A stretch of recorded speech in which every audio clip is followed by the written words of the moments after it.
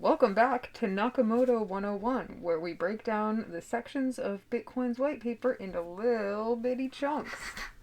So today we're talking about section 10 of the white paper, which is on privacy. And Satoshi Nakamoto leads in pretty elegantly here with a reference back to the traditional banking model, where privacy has been protected by just restricting access to information to trusted third parties. And we've been building up this model up until now of this publicly announced transactions of this decentralized peer-to-peer money system. And here's where we find that that would have a different approach to protecting privacy. In direct quote would be, privacy can still be maintained by breaking the flow of information in another place, keeping public keys anonymous. So if you can give some context on how this plays out in the modern day and how anonymity, pure or true anonymity, isn't really baked in at all to just using Bitcoin out of the box.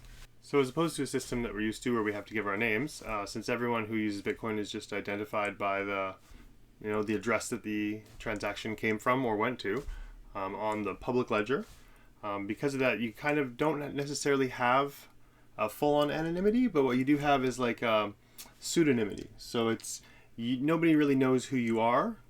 Anyone can see every transaction, but you can't really tell who everybody is.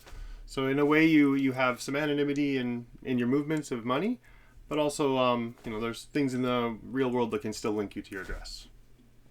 Awesome, thanks. And in this section, Satoshi then goes on from making a comparison to banking to another traditional financial instrument, a slightly more recent one, stock exchanges, and how stock exchanges do report like times and sizes of trades and stuff like that, but they're pseudonymized. So that really kind of puts us into the mindset of what is being proposed here in divorcing identity from the data of the network and its exchange. And we're actually going to switch over to a diagram and have Doge give us a little explanation.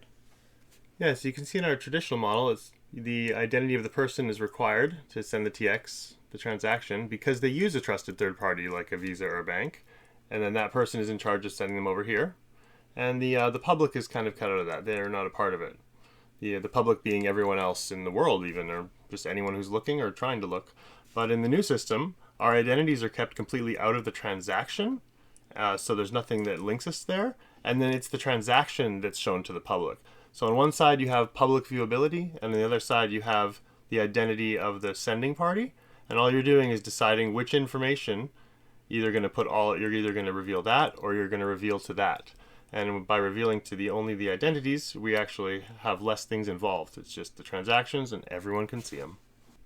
Thank you for that. And near the end of this section, we get an introduction of pragmatic suggestions for how privacy could best be protected in this system, and in particular that a new key pair should be used for each transaction to keep them from being linked to a common owner. So this is something that happens in Bitcoin wallets pretty automatically in any good Bitcoin wallet, and new users might see that there are, we talked about inputs and outputs before, and you might see like those within your wallet without really understanding, I'm getting a new address every time I'm requesting Bitcoin. What's going on here?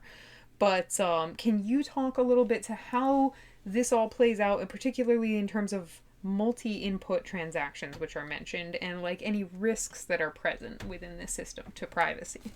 Yeah, so while you're not necessarily linked to what you're doing on the blockchain, to your previous transactions, there are a lot of ways to kind of identify what's happening in a transaction. Usually you'll be sending something and it'll go to two places. One of those places is the one you're sending it to, and the other one is actually the change coming back to yourself. So that sometimes leaves a pattern that's easy to identify. Now, because everything's linked, sometimes when you're spending something, you're actually spending two things because maybe you don't have enough Bitcoin. So as you've been receiving Bitcoin from, working, maybe every month you receive it into a new address. If you were to make a large purchase, then someone could look back and say, oh, when they spent that money, all of those different little piles of Bitcoin got combined into one pile to be sent. They must all belong to the same person.